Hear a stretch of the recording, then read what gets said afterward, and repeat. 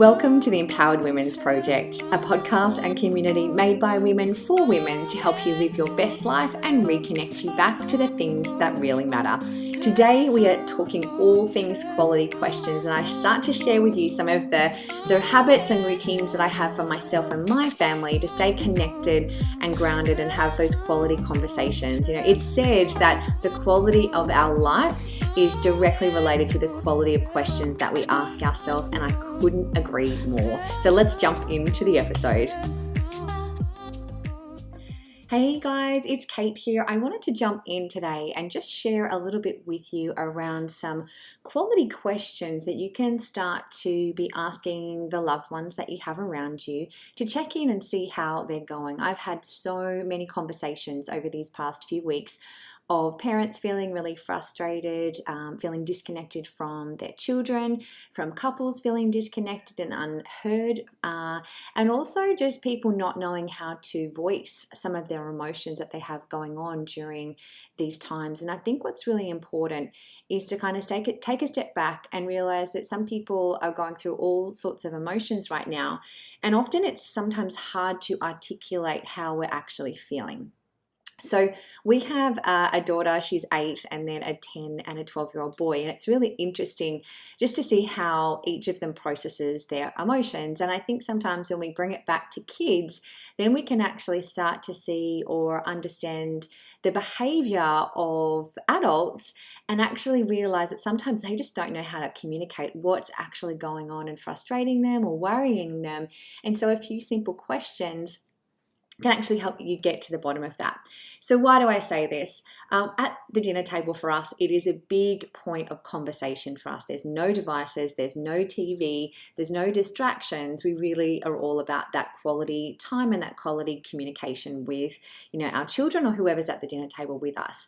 And we'll always ask a series of questions to be able to check in and see what's important to them, what matters, what they learned today. And so I really encourage you to start to do this with the ones that you love. So for example, some common questions that we will ask around the dinner table is, what are you grateful for? Or what did you learn about yourself today? And getting them to share. And one of the things, the rule we have is it's one conversation at a time at the table. So everyone is listening to this person who's sharing their feelings and their thoughts. And in the beginning, if this is the first time you're giving it a go, it might feel a bit awkward. You might, people might be like, why is everyone staring at me? But it's really important that everyone has the presence to give to that person who's sharing. So what are you grateful for? And what did you learn today about yourself? And then some other questions that we like to also ask is, what's something that you did that scared you?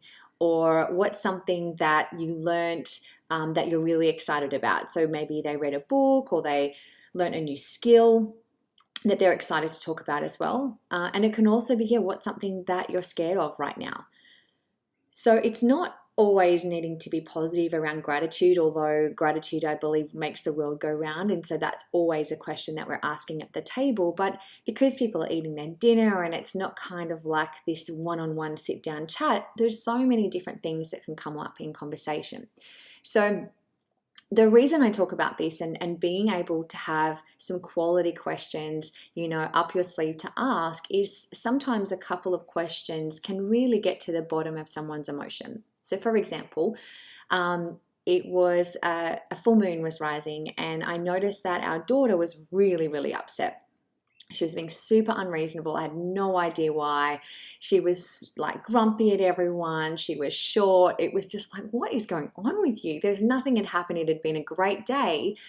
And I said to her, hey, there's two ways you can respond. You get angry and you're like, right, you need some time out.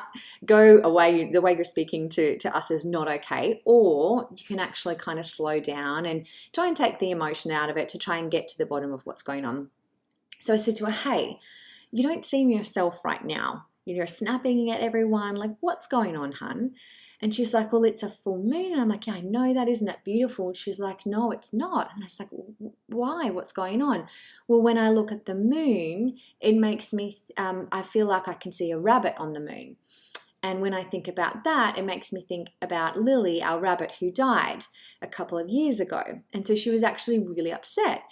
But if it wasn't for the questions of me being able to ask, what's going on? You don't seem like yourself, or what's important to you right now, I could have just got angry and frustrated with her, sent her to her room, and not actually got to the bottom of her feeling some loss and grief for her favorite rabbit, Lily. And so I think sometimes, although that might seem like a really simple process, we do that with our loved ones, where we get angry and frustrated. We make a judgment call based on their behavior, but often we're not actually getting to the bottom of it or the cause of why that's actually happening. So quality questions are so important. I mean, that's just one example of hundreds that I have with my kids that I can think back on and realize, wow, when I am conscious enough to slow down and to say, hey, this doesn't feel like you right now. What's going on? And giving them space to kind of deep breathe and just let it out and actually talk it through. Then we got to talk about, well, tell me, what are some things that you really missed about Lily? What's something that she used to do that was really funny? What's something that she used to do that was really naughty? And so then it actually brought joy to the conversation because she got to talk about her emotions. But if we don't ask those quality questions, then it's actually really hard to get to that place. So we've made it a daily habit in our family that we have these conversations at the dinner table, or if something does arise through the day and we sense someone's off, we're checking in. And there's a process called the golden check-in that I wanted to share with you as well. It's from an amazing friend and mentor of mine, Arne Rubinstein. He is the founder of the Rites of Passage Institute, and he's the author of the book, The Making of Men. And his process is really great because, again, it's that one person speaking, and in the beginning it might feel clunky and like you're following like a checklist, but that's okay because repetition is the mother of skill. So the more that you do it, the more your family will get used to it, and that's okay too. They might be like, oh, why are we doing this? It's going to happen, right? But just be persistent, because I promise you, it will deepen your relationships. It will deepen your understanding of the people that are at your dinner table that are important to you. And it will start to create more quality conversations versus, just surface level stuff. And if you have younger children, the more you can bring these habits in sooner into the journey, then as they do become older and teenagers, where sometimes they are less likely to talk, if you've got those habits and routines in place and it's a safe place to do so, then they're more likely to share and open up with you. And if it's just you and your partner and you don't have kids yet, then this is perfectly fine to start to introduce. So I'll walk you through the process. There's also a link to the information on how to do this in the notes section of this episode, but then also kind of chatting about some practical sides of things too. So the golden check-in, it's actually using the words golden, the letters Golden. So G stands for going. How are you going overall? So this is a great time just to kind of say, how are you feeling today? What's going on in your world? And letting that person express whatever is happening in their world. And we might have thought they had a great day and this happened and that happened, but in their own little bubble, they're feeling a different way. O stands for occupied. So what have you been occupied with? What's taken up your time? What's taken up your mindset?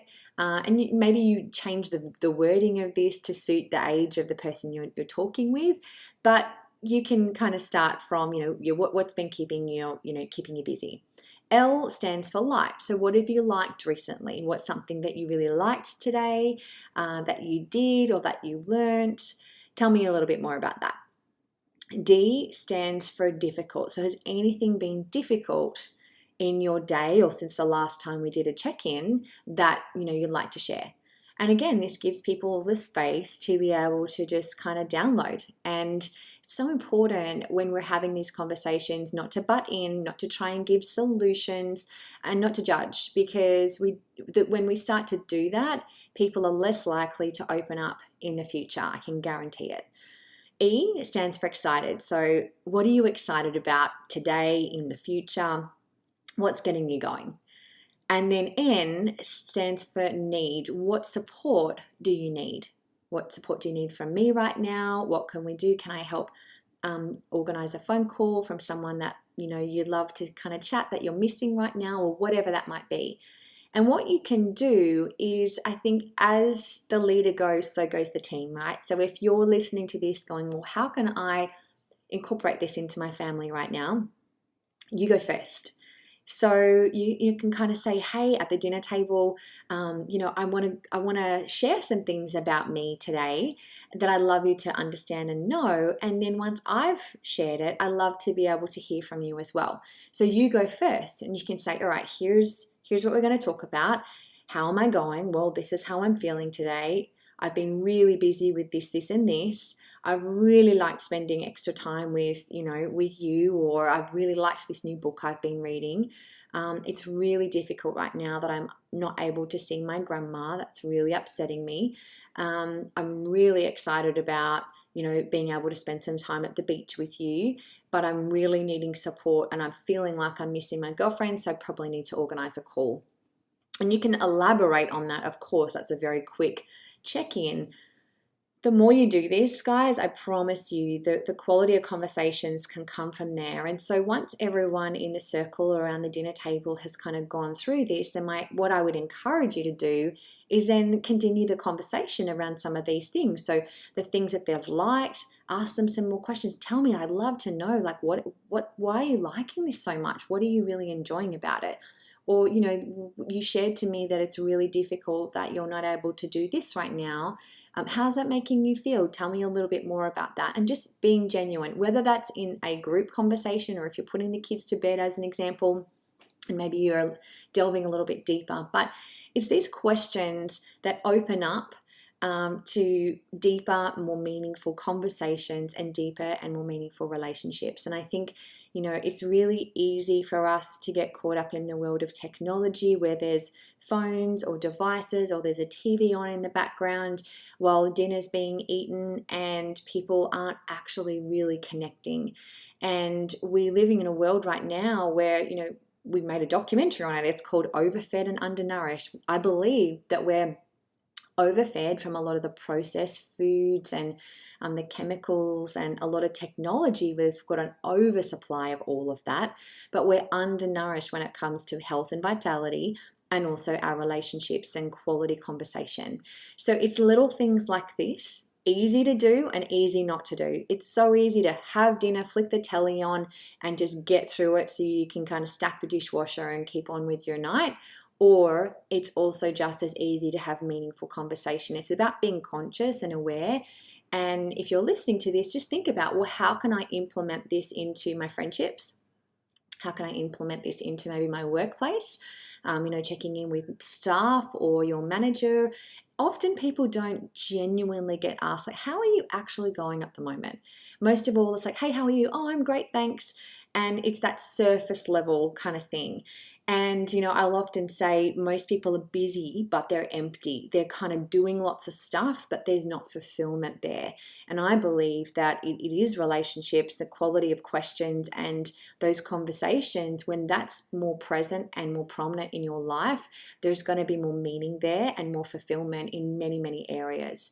So I just wanted to jump in and share that with you today. I hope that helps, and I'd love to hear some feedback on, how you've gone about implementing some of these in-quiz questions or the golden check-in process with your family. Maybe you've got some favorite questions that you love to ask people as well. I particularly love when we have strangers at our dinner table because the kids will jump right in. Literally the moment we sit at our dinner table, they're like, okay. And they'll be like, all right, Sarah, what are you grateful for? And they kind of look like, what's all this all about? And I don't know, it's our grateful time. It's kind of what we do. And our kids look forward to it. They light up when they get to talk. They light up when they're the center of attention as well. And they also really have learned how to listen and be present when someone else is speaking to, which I think is a quality and a character trait which is not so common anymore. So anyway, just wanted to jump in and share what our family's been doing, particularly during this time. I feel like it brings us all together, it keeps us on the same page, and it has us understand and stay connected to the people that matter most to us right now. To have those tough conversations, and if something is said in a group setting and we want to continue it in a private little chat, it's a lot easier to do as well. So I encourage you to get curious, ask those questions, create a space of presence and that mutual respect between you and your loved ones, whether it's you and your partner, even if it's on the phone, or you can do a Zoom or a video call with people that matter to you. It doesn't have to be in person. It's just starting the process. So I hope that helps, and I can't wait to hear how you've implemented this into your family as well. Just a quick little episode from me today, guys. I hope that's been helpful. And if you are curious to learn more, you can check out our show notes where I break down the different questions that you can be asking, going through that golden check-in as well. If you have any topics that you would love us to be chatting about, please connect with us at empoweredwomensproject.com or via our social media handles. And we look forward to speaking with you on a future podcast.